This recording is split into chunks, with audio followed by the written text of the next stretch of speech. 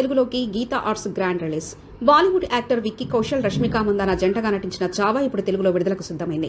లక్ష్మణ్ ఉటేకర్ దర్శకత్వంలో తెరకెక్కిన ఈ చిత్రం మహారాష్ట్ర వీరుడు ఛత్రపతి శివాజీ మహారాజ్ కుమారుడు శంభాజీ మహారాజ్ జీవిత ఆధారంగా రూపొందింది.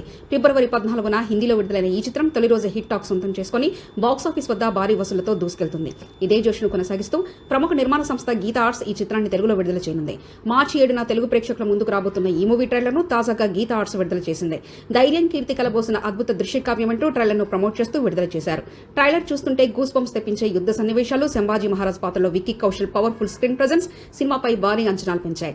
Grand visuals, powerful background scores, emotional డ్రామాతో తెలుగు ప్రేక్షకులను కూడా ఈ సినిమా ఆకట్టుకునేలా ఉంది. హిందీలో ఆల్రెడీ భారీ హిట్ గా నిలిచిన చావా తెలుగు ప్రేక్షకుల్ని ఏ మేరకు మెప్పిస్తుందో వేచి చూడాలి.